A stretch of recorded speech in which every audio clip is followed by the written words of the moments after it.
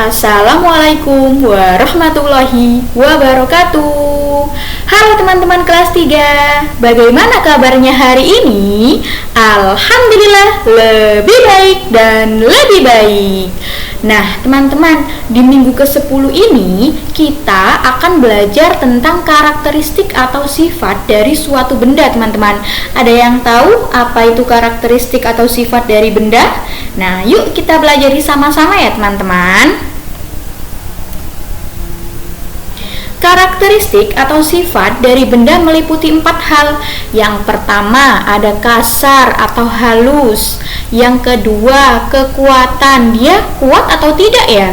Kemudian yang ketiga kelenturannya atau fleksibilitasnya. Yang keempat adalah strukturnya teman-teman.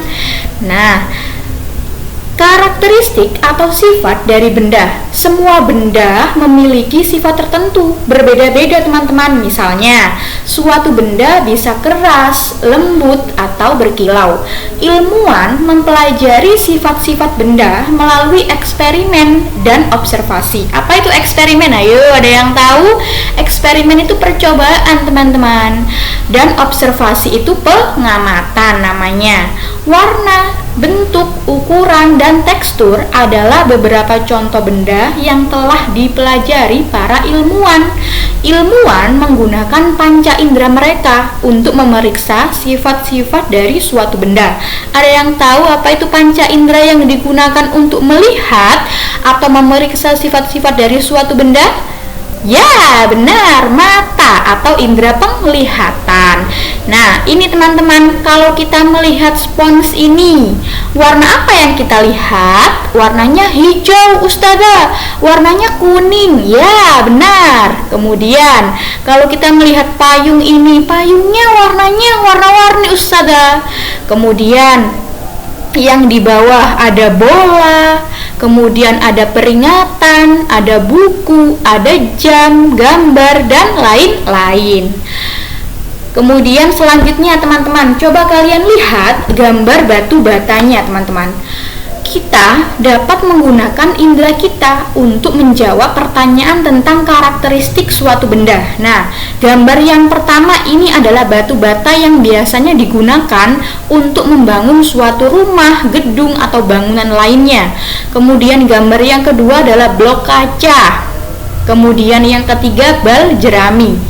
Kalau kita ingin mengetahui tentang karakteristik suatu benda, kita bisa menanyakan atau mengajukan pertanyaan yang berhubungan dengan hal tersebut teman-teman. Contohnya, seperti apa bentuknya? Nah, kalau kita menjawab, kita katakan warnanya coklat dan bentuknya apa? Persegi panjang. Kemudian seberapa besar atau kecil itu? Nah, kita menyebutnya dengan itu sepanjang kakiku dan selebar tanganku. Kemudian seperti apa rasanya ketika dipegang? Itu keras, kasar, dan berat. Nah, kayak gitu teman-teman karakteristik suatu benda. Nah, coba kita cross check ya teman-teman, jawaban kita apakah benar dari batu bata itu tadi. Batu bata warnanya coklat dan persegi panjang. Ya, benar. Kemudian panjangnya sepanjang kakiku dan selebar tanganku. Ya, benar Ustazah. Kemudian yang terakhir, keras, kasar, dan berat. Iya, memang kalau kita bawa, kita rasakan keras, kemudian permukaannya itu kasar, dan kalau kita bawa juga berat teman-teman. Seperti itu ya karakteristik suatu benda. Kemudian sifat dan kebalikannya. Berikut ini Ustazah sudah meletakkan sebuah tabel teman-teman yang berisi sifat-sifat yang dapat dimiliki beberapa benda dan kebalikannya. Kamu dapat menggunakan tabel seperti ini untuk membantumu mendeskripsikan karakteristik benda yang berbeda. Kamu juga dapat menggunakan daftar list ini untuk membantumu mengelompokkan benda teman-teman. Yang pertama, kasar. Kalau sifatnya kasar berarti kebalikannya apa ya? Lembut Ustazah. Ya, benar. Kemudian besar. Kalau besar berarti kecil, kebalikannya. Kemudian halus atau lembut berarti kebalikannya kasar. Kuat lemah berarti ya teman-teman kebalikannya. Kemudian kalau lentur Ustazah, apa kebalikannya? Kaku. Kalau berat berarti ringan, menyerap air, kebalikannya kedap air. Kalau tembus pandang berarti kebalikannya tidak tembus pandang teman-teman. Seperti itu ya, diingat-ingat ya, sifat dan kebalikan. Oke. Kemudian next ya teman-teman, kasar atau lembut. Coba kalian amati benda-benda yang ada di slide ini ya teman-teman. Ada plastik, ada karet penghapus, ada batu, ada kayu, dan logam. Coba mana benda yang kasar ketika kita memegangnya? Plastik itu kasar atau lembut ya teman-teman? Kemudian karet penghapus itu kasar atau lembut ya teman-teman? Batu kasar ya atau lembut ya, jangan-jangan ya? Kemudian kayu kasar atau lembut? Logam kasar atau lembut? Nah teman-teman harus menjawab ini, mana yang termasuk benda kasar dan mana yang termasuk benda lembut.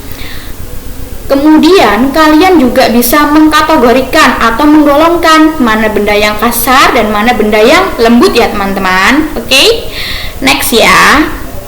Kekuatan. Bahan yang kuat tidak mudah pecah saat dimuat atau diregangkan.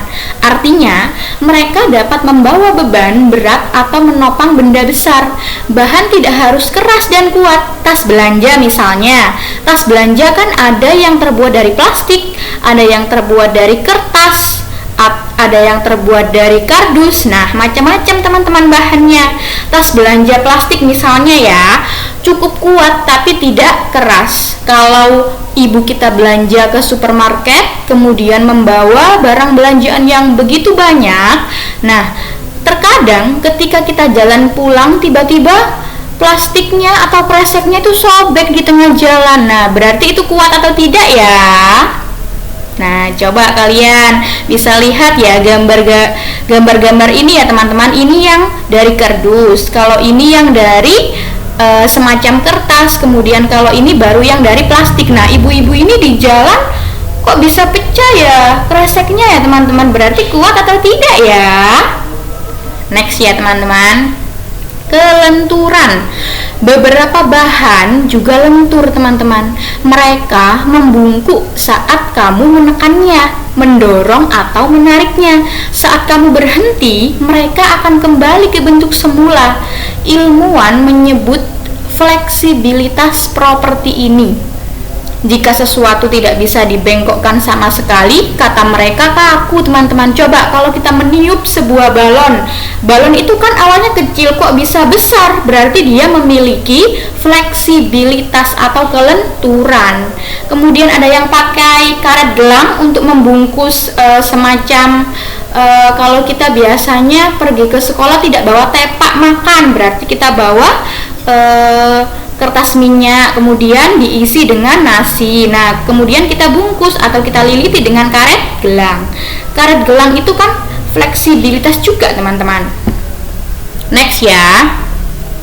Struktur.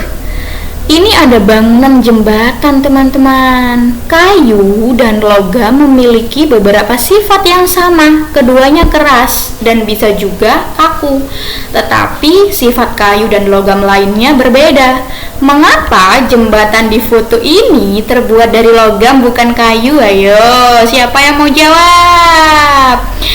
Agar jembatan bisa berdiri tegak dan kuat, dan juga untuk menahan beban berat yang di atasnya, sehingga jembatan harus menggunakan logam yang kuat, teman-teman.